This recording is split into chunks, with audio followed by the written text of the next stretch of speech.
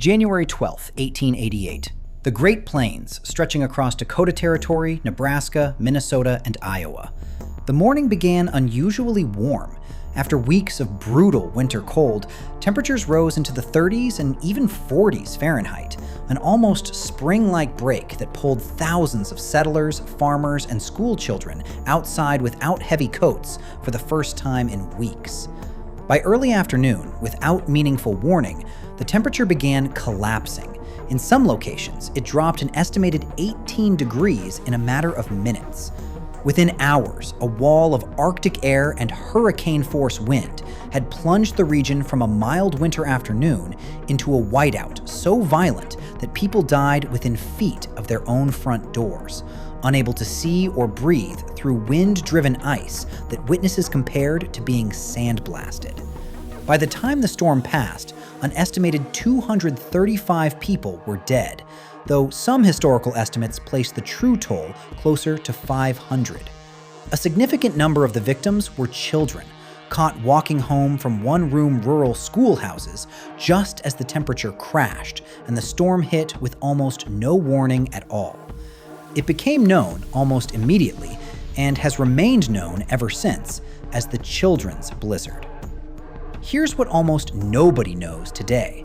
The U.S. Army Signal Corps, the government agency responsible for weather forecasting at the time, had genuinely seen signs of a major storm system approaching in the days before, but had no reliable way to get that warning to the small, scattered rural communities across the plains in time, since most of those communities had no telegraph connection at all, and forecasts that did exist relied on newspapers and word of mouth that simply could not move fast enough to outrun a storm arriving at the speed this one did.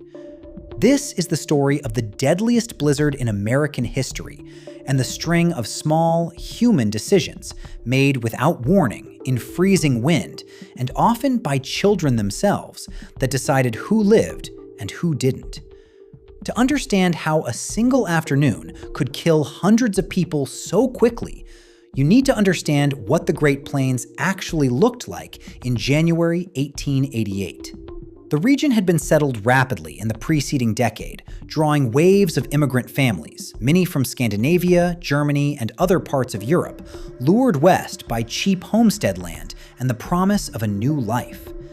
Many of these families had little to no experience with the specific extreme volatility of Great Plains weather, a climate capable of shifting from relatively mild to lethally cold in a matter of hours, driven by clashes between warm southern air masses and brutal Arctic fronts sweeping down from Canada, with almost nothing in the flat, open terrain to slow them down. Rural schoolhouses across the region were typically small, one-room wooden buildings, often staffed by a single young teacher, sometimes barely out of her teens herself, responsible for the safety of a dozen or more children ranging widely in age.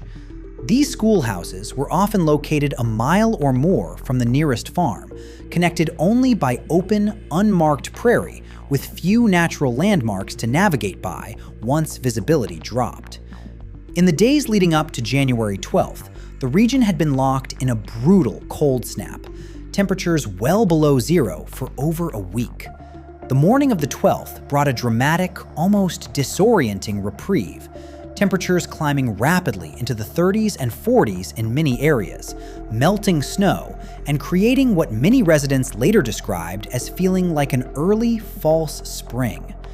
Parents, relieved by the break in the cold, sent children to school that morning in lighter clothing than the deep winter cold of the preceding week would have called for.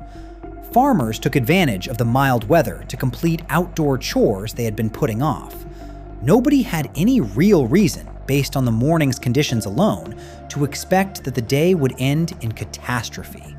What almost nobody in the storm's path could have known was that a massive, extraordinarily powerful Arctic cold front was already barreling southeastward across the plains, moving with a speed and intensity that meteorologists studying the storm even today consider extreme even by blizzard standards. Some witnesses described seeing the storm approaching from a distance as an enormous, fast-moving black or grayish-white wall along the horizon, rolling forward with an audible roar that several survivors compared to a fast-approaching train, not unlike the sound tornado survivors from other disasters have described. Unlike a typical blizzard, which might build gradually over hours, this front arrived with almost no transition period at all. Witnesses across multiple states independently described the sky darkening and the temperature plunging within what felt like just a few minutes. Wind gusts reportedly reaching 60 to 80 miles per hour almost immediately upon arrival, whipping already falling snow and ice into a blinding horizontal wall that reduced visibility in many areas to just a few feet. The storm's timing proved catastrophic in a very specific way. It struck in the early to mid-afternoon across much of its path, precisely the hour when rural school teachers across the region were either already dismissing their students for the day or would soon need to make a decision about whether to send children home before the worst of the weather arrived, based on conditions that, just an hour or two earlier, had looked entirely mild. Teachers across the storm's path faced an almost impossible split-second choice with no reliable information to guide them. Keep children at the schoolhouse overnight in a building often poorly insulated and with limited fuel for the stove, hoping the storm would pass or at least ease enough to allow a safer journey later, or attempt to get children home immediately before the weather worsened further, a decision that, within minutes of the storm's true arrival, was already being made blind, since visibility outside had often already collapsed to near zero by the time many teachers realized how serious the situation had actually become. Some teachers made the decision to keep their students inside the schoolhouse, burning through fuel and, in several documented cases, breaking apart desks and furniture for firewood, as temperatures both outside and inside the poorly insulated buildings continued to plummet through the afternoon and into the night. In many of these cases, this choice, later recognized as almost certainly the safer of the two available options, saved the lives of everyone inside, even as conditions outside grew lethal within a remarkably short span of time. Other teachers, believing they could reach nearby farmhouses before conditions worsened further, or facing schoolhouses that were themselves unsafe due to inadequate fuel or structural damage from the wind, made the decision to lead their students out into the open plains, toward the nearest known shelter. For some of these groups, that decision led to survival through desperate, coordinated effort. For others, it led to tragedy, playing out over the following hours, as visibility collapsed entirely, and children, and in several cases the teachers attempting to lead them, became disoriented. Within yards of shelter they could no longer see or find. One of the most widely remembered stories from the disaster involves a young teacher in Nebraska named Minnie Freeman, responsible for a schoolhouse of students on the day the storm struck. As the wind intensified and the building's structural integrity became a genuine concern, with the schoolhouse's door reportedly blown off its hinges by the force of the wind at one point during the height of the storm, Freeman made the decision to lead her students toward a nearby farmhouse, rather than remain in a building she judged to be unsafe. Recognizing the extreme risk of the group becoming separated in the blinding, whiteout conditions outside, she reportedly tied her students together using a length of clothesline or rope, keeping the entire group physically connected as they made their way, step by step, through near zero visibility toward shelter. Every single one of her students survived. Her story spread widely in the months and years following the disaster, celebrated in newspapers, and later even set to music in a popular song commemorating her actions, becoming one of the most enduring individual stories of heroism to emerge from the entire disaster. A starkly different, far more tragic outcome unfolded for another young teacher, Lois Royce, at a schoolhouse in Nebraska. As conditions deteriorated and the schoolhouse's fuel supply ran critically low, Royce made the decision to attempt to lead her 3 remaining students to a nearby farmhouse she believed was close enough to reach safely. In the blinding, disorienting whiteout, the group became lost within a remarkably short distance of both the schoolhouse they had left and the farmhouse they had been trying to reach. Royce and 2 of the 3 children ultimately died of exposure, the group having become so disoriented in the storm's near-total whiteout conditions that they were later found only a short distance from shelter they had been unable to see or locate. Royce herself survived the immediate aftermath, but reportedly lived the remainder of her life profoundly affected by the loss of the children in her care, a devastating illustration of how nearly identical decisions made by different teachers facing the same impossible storm could produce such radically different outcomes based on factors as small as visibility, distance, and pure chance. Among the countless individual survival accounts collected in the disaster's aftermath, one stands out for how starkly it captures the storm's almost incomprehensible speed and violence. A young boy walking home from school alone after being dismissed just before the worst of the storm hit later described the sky ahead of him turning almost black within what felt like just a few minutes, the temperature dropping so fast and so severely that he said he could feel it happening in real time against his exposed skin and face. Wind-driven ice particles striking with enough force that he described the sensation as feeling like being struck repeatedly with small stones or sand rather than ordinary snow. Within what he estimated afterward was only a few minutes of the storm's true arrival, he found himself completely unable to see more than a few feet in any direction, disoriented and increasingly desperate as the bitter cold began overwhelming his light jacket, wholly inadequate for the Arctic temperatures that had arrived so suddenly. He survived by essentially accident, stumbling directly into a fence line he did not initially recognize as belonging to his own family's property, following it hand over hand through the blinding whiteout until he reached the outline of his own farmhouse, arriving with severe frostbite but alive, having covered a distance he later realized was less than half a mile, in a walk that felt, in the moment, like it might never end. He said in a later interview that the hardest part to describe to people who had not lived through it themselves was how quickly an entirely ordinary, familiar walk home from school had become a genuine fight for his life, with almost no transition or warning in between. Countless other accounts collected from survivors across the storm's path describe similarly abrupt transitions. Farmers caught outside completing evening chores who became lost and disoriented within yards of their own barns. Families who lost loved ones attempting simply to walk between a house and an outbuilding just a short distance away. And settlers who survived only by tying ropes between their home and their livestock barn in the weeks and months following the disaster. A practical lesson in storm preparedness learned directly, and often tragically, from January 12, 1888 itself. Beyond the teachers and children whose stories became most widely remembered, numerous adults across the storm's path are credited with acts of significant and often quietly unrecognized courage and sacrifice.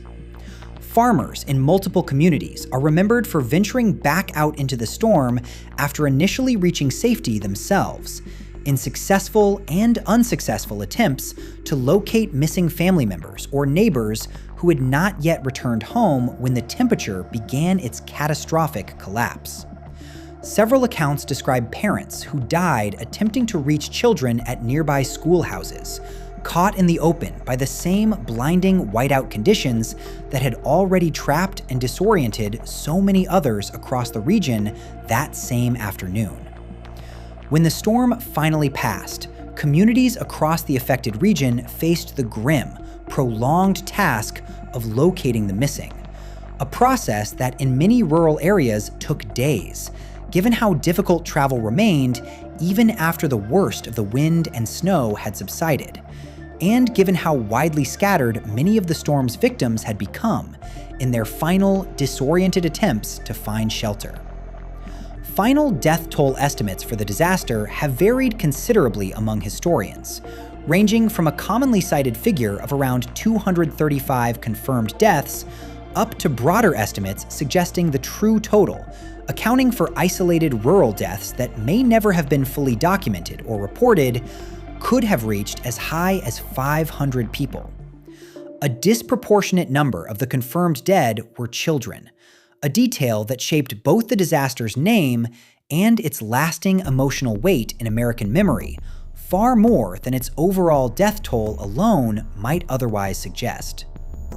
The disaster prompted significant public criticism of the U.S. Army Signal Corps weather forecasting operations, which at the time held responsibility for national weather forecasting as a function of the military, rather than a dedicated civilian scientific agency. Critics argued, with considerable justification, that a forecasting system relying primarily on telegraph communication to relatively few, widely scattered stations was fundamentally inadequate for protecting the rapidly growing rural population of the Great Plains, where the vast majority of homesteads and small communities had no telegraph access at all, and where newspaper-based weather warnings, even when accurate, simply could not travel fast enough to outrun a storm capable of transforming conditions as dramatically and rapidly as this one had. The Children's Blizzard is frequently cited by historians of American meteorology as one of several major disasters that helped drive the eventual transfer of national weather forecasting responsibilities from the Military Signal Corps to a newly created civilian agency, the United States Weather Bureau, established in 1890, just 2 years after the disaster, a reorganization intended in significant part to improve the speed, accuracy, and public communication of severe weather warnings across the country's rapidly expanding rural population. Communities across the affected region rebuilt in the years following the disaster, and the storm itself became deeply embedded in regional folklore and family history for generations of Great Plains settlers and their descendants, commemorated in songs, later historical accounts, and family stories passed down specifically as a warning about how quickly Great Plains weather could turn lethal for anyone caught unprepared. The storm's ferocity is also remembered for a strange, specific detail that separated it from an ordinary heavy snowfall. Because the Arctic front arrived with such extraordinary wind speed, the snow itself was reported by numerous witnesses to have been unusually fine and dry, almost powder-like, rather than the heavier, wetter snow more typical of many winter storms. Driven horizontally by sustained winds reaching 60 to 80 miles per hour, this fine, dry snow behaved less like typical falling snowfall and more like an abrasive, wind-driven medium, capable of stinging exposed skin severely enough that several survivors specifically described injuries resembling windburn or minor abrasion, in addition to frostbite, a detail that helps explain why so many survivor accounts reach for comparisons to sandblasting or being struck by fine gravel, rather than the softer imagery more commonly associated with snowstorms. The disaster also left behind a quieter, longer-lasting legacy within the region's farming communities, a widespread and lasting cultural emphasis on preparedness for sudden, severe weather that persisted for generations afterward. Families across the affected states adopted practices directly traceable to lessons learned, often at devastating cost, on January 12, 1888. Including the widespread installation of guide ropes strung between farmhouses and barns to prevent exactly the kind of short-distance disorientation that claimed so many lives that day, and a lasting cultural wariness toward unusually mild winter weather arriving without clear explanation. a wariness that rural Great Plains communities passed down through direct storytelling for well over a century afterward, ensuring that even as the storm itself faded from national memory, its most important practical lesson never fully did within the communities it struck hardest. The children's blizzard exposed something that would echo across American disaster history again and again in the decades that followed. That a rapidly settled frontier, populated by people unfamiliar with a region's most extreme and specific dangers, and connected by communication infrastructure that simply could not move information as fast as danger itself could travel, was a recipe for catastrophe that no individual family's caution alone could fully protect against. The storm arrived on what had, just hours earlier, felt like an unusually pleasant winter afternoon.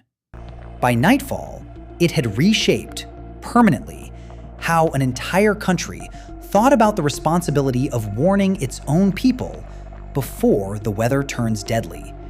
rather than simply reporting the damage afterward.